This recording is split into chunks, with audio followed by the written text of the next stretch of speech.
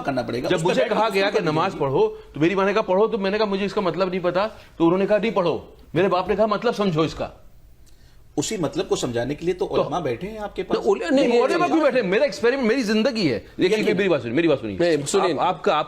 आपकी पोस्ट है गाइड करना लोगों को, लेकिन एक ऊपर वाले ने आपको जिंदगी दी है, उससे आप खुद तजुर्बा करते हो। यकीनन मुझे कोई मीडिएटर नहीं चाहिए। आपको ऊपर वाला और मेरे बीच का रिश्ता मेरा पर्सनल है, मैं जानूंगा उसको। और ये हमारे जिस रिलीजन, सारे रिलीजन खुले हुए हैं, मैं सबके थ्रू जानूंगा कौन लोग हैं जो उनको सुनिए रहे हैं, कौन लोग हैं जो उनको बता रहे हैं कि तुम ये ऐसे बम बांधो और इनको उड़ा दो तो आप जन्नत पहुंच। कौन लोग हैं वो? चंद है, सुनिए जवाब चंद लोग इस बात को जाना पड़ेगा। लेकिन उन्होंने बहकाया है ना, तो गुनाह करने वाले आम लोग गुनाह कर सकते हैं ना। उससे बदनाम कौन हो रहा है? हमारा काम है उससे बदनाम किसको कर रहे हैं? हमारा काम है। एक मिनट उससे बदनाम वो क्या कह रहा है? उससे वो खुद बदनाम हो रहा है करने वाला। खुद पूरी दुनिया में अपनी दुनिया और कुरान ये कहता है ऐसा गलत करने वाले। मैं अगर मुसलमान हूं, मैं किसी के पड़ोस में जाता हूं तो मैं चाहता हूं। अरे यार बात तो सुन लो मेरे भाई, बात तो सुन लो। आप कुछ बैकग्राउंड आप कुछ लोगों को बैकग्राउंड म्यूजिक के लिए बुलाते हैं। अरे सुन तो लीजिए, आप commenting before with a raw knowledge. आप सुन तो लीजिए। अगर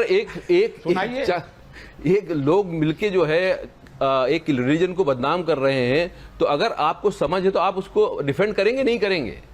हमें डिफेंड करना चाहिए नहीं करना चाहिए? हमारा मजहब तो नफरत करना नहीं सिखाता। वो किया जा रहा है, बहुत खुल के किया जा रहा है, लेकिन सुनने वालों के कान भी खुले हुए होने चाहिए। अगर डेलिबरेटली कोई सो जाए तो आप उसे जगा नहीं सकते हैं। कौन? लेकिन जबरदस्ती जगाने की कोशिश करेंगे तो लेकिन पहले तो आदमी खुद जागेगा तब तो जगाएगा। ज्यादा मुफ्तियों ने फतवा दिया। अगर आदमी खुद ही नहीं जागा तो दूसरों कैसे जगाएगा? सुनने को तैयार हुआ है। क्या है कि वो कोई भी आयत जो है उसके अलग अलग इंटरप्रिटेशन है। मैं आपको ऐसा इंटरप्रिटेशन बताऊंगा जो कि बिल्कुल ही संकीर्ण है, जो बिल्कुल नैरो है। एक उसका बहुत खुला हुआ इंटरप्रिटेशन है जो कि हार्मोनियस है, जो कि पूरी ह्यूमैनिटी के लिए है। वो सिर्फ एक मजहब के लिए नहीं है, वो पूरी ह्यूमैनिटी के लिए है। मैं उस इस्लाम को मैंने समझा। मैं आपको अभी I think religion is for self discovery, and unless and until you do self discovery there is no God.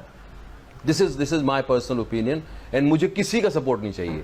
मैंने अपनी ओपिनियन बोली है, मैंने अपनी नीयत मुझे पता है, मेरी नीयत मुझे पता है। That's my stand. कोई एक आदमी आता है, वो कुरान शरीफ की आयत का एक मतलब बताता है, दूसरा आदमी दूसरा मतलब भी बता सकता है, तीसरा आदमी तीसरा ही बता सकता है। ट्रांसलेशन की मैं आपको एग्जांपल दे दूं कि एक ही चीज को कितनी अलग अलग तरीके से इंटरप्रेट कर दिया जाता है और उससे लोगों को बलगलाया जाता है, उससे लोगों को गलत रास्ते पर डाला जाता है। लेकिन आप तो समझदार हैं, कंट्रोल किया जाता है। अक्ल सलीम अल्लाह ने आपको दिया है, हर एक इंसान को अक्ल सलीम वो है जो आपके पास अल्लाह की तरफ से दी हुई है। आप उसको सामने लेकर के बैठ जाए कि ये हमारे लिए गलत है या सही है, डिसाइड करने आपके पास है। कुरान और हदीस के साथ, लेकिन कुरान और हदीस के साथ उससे हट के नहीं। एक सबसे बड़ी बात मैं कहना चाहता हूं, सबसे जो मुझे लगता है, मैंने जिंदगी में समझा है। मैं कुछ दिन पहले तक, कुछ सालों तक मैं कहता था अपने बच्चे को I am proud of you baby, but मैंने वो शब्द को इस्तेमाल करना बंद कर दिया अपनी जिंदगी में, क्योंकि जहां मैं कहता हूं I am proud of this, I am proud of this, I am proud of that, मैं अहंकार को बीच में ला रहा हूं, मैं गुरूर को बीच में ला रहा हूं। बिल्कुल मैं कभी भी, मतलब इसीलिए मैं उस लफ्ज को मैंने अपनी डिक्शनरी से निकाल दिया है। मैं अपने बच्चे को वो लफ्ज का बार बार उसको कहना नहीं चाहता, ना ही उसको एसोसिएट करवाना चाहता हूं। गुरूर, तकब्बुर किसी भी चीज पे वो ठीक नहीं है, वो गलत रास्ते पे ही लेके जाएगा। वो ये बोल रहा है कि जिस पे मैं गुरूर कर रहा हूं वो बड़ी है, बाकी सब छोटा है।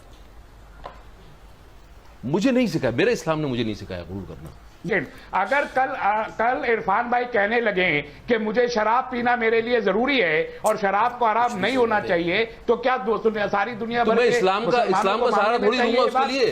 आप जवाब तस्लीम भाई, मैं उसका इस्लाम का सहारा थोड़ी लूंगा, वो मैं ओनस अपने पे लूंगा।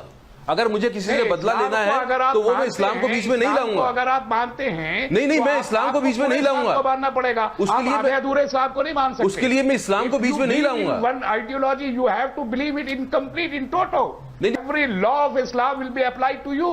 If you will consume alcohol, being a Muslim, admitting that you are a Muslim, that you are punishable. मेरे लिए मैंने जितना इस्लाम मैं मुस्लिम हूँ, वो तो आप डिसाइड कर सकते हैं कि मैं मुस्लिम हूँ कि नहीं हूँ। मैं पैदा हुआ था इस फैमिली में और जितना मैं समझ I have no right to decide. नहीं तो फिर आप तो पूरा लॉ बता रहे हैं कि मेरे पास पता नहीं क्या क्या कितना इल्जाम लग जाएगा, मुझे सजा हो जाएगी। I'm just quoting an example. I'm just quoting an example. If any Muslims come out and consume alcohol, it is forbidden in Islam. And nobody on earth can. तो अगर कोई कंज्यूम कर रहा है, not be forbidden in Islam. Islam has to be applied in toto, not in particles. कैसे होगा apply वो? Islamic nation बनेगा तब कहां होगा वो apply? It's not that. Wherever there is Islamic law, it's a crime under Islam. हाँ तो मैं उसको जस्टिफाई नहीं करूंगा। I'm just quoting an example that you cannot evade. And Muslims all over the world, if they believe in Islam, most of Muslims. No. I think common sense की बात कर रहा हूँ कि आपकी जब शादी हुई तो आपने रिटर्न एक हुआ जी, हमने लिखते हैं ना, रिकॉर्ड में लिखते हैं ना, काजी साहब आते हैं, तो ये जब आप जुदा हो रहे हैं तब वो क्यों ना हो, तब रिटर्न क्यों ना हो? कॉमन सेंस की बात है। कुर्बानी करते वक्त आपका दिल दुखता है, आपके अंदर आपका सबमिशन का एक सेंस होता है, आप सबमिट करते हो टू ऑलमाइटी। अगर वो सेंस जाग नहीं रहा है तो क्या कुर्बानी करना से आपकी सोल पे कोई फर्क पड़ेगा? मैं ये पूछ रहा हूं सवाल। कहना चाह रहा हूं कि हर रिलीजन में जो भी रिचुअल है उसके पीछे बड़ा पर्पस है, उसके पीछे आदमी की, इंसान की सोल की पॉलिश करने के लिए है वो, ताकि आप दोबारा उस चीज को समझ सकें और वहां तक जा सकें और अपनी आत्मा को जगा सकें।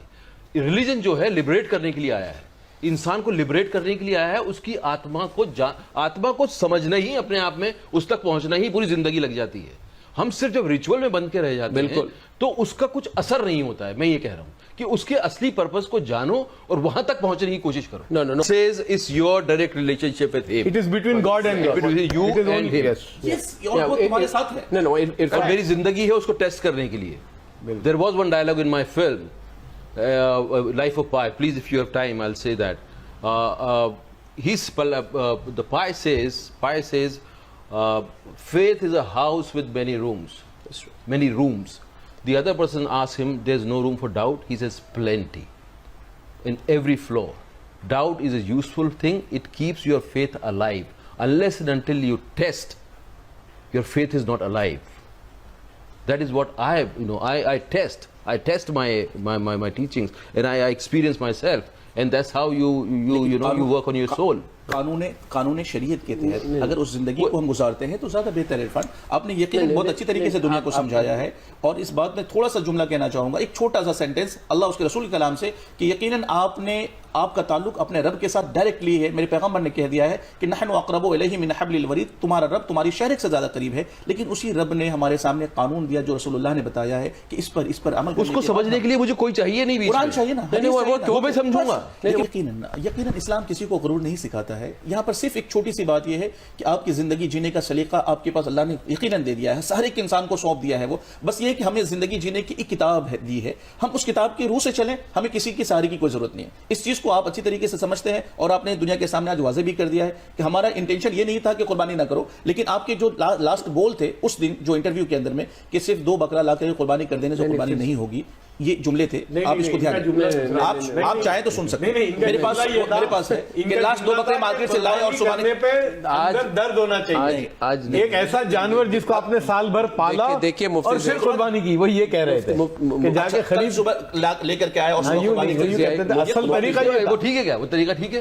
कुर्बानी लाकर वो तरीका ठीक है, बिल्कुल कर सकते हैं। नहीं कर सकते हैं, नहीं करना चाहिए। नहीं, तरीका जो है उससे सवाब मिलेगा, मुझे बताइए। मुझे सवाब मिलेगा अगर आप बाजार से लेके गए लाके खरीद के लाया, आपने कुर्बानी कर दी, कुर्बानी के दिन सवाब मिलेगा, बिल्कुल मिलेगा।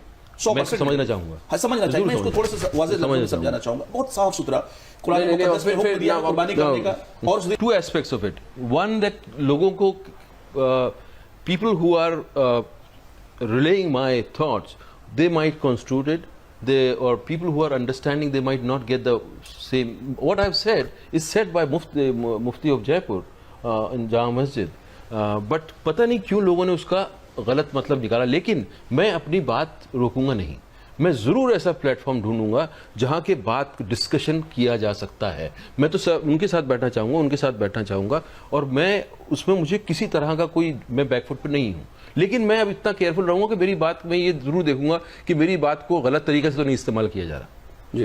इन्हीं तक गलत पहुंच गई मेरी बात। वो जो बैठे हुए हैं भाई साहब, इनका नाम क्या है? तस्लीम रहमान। ये बैकग्राउंड म्यूजिक है भाई साहब, इन तक ये सुन रहे हैं मेरी बात, उसके बावजूद गलत समझ रहे हैं। तो ये कम्युनिकेशन, एक्चुअली कम्युनिकेशन का प्रॉब्लम ये है, कम्युनिकेशन लगता है कि हो गया, वो सबसे बड़ा होता नहीं।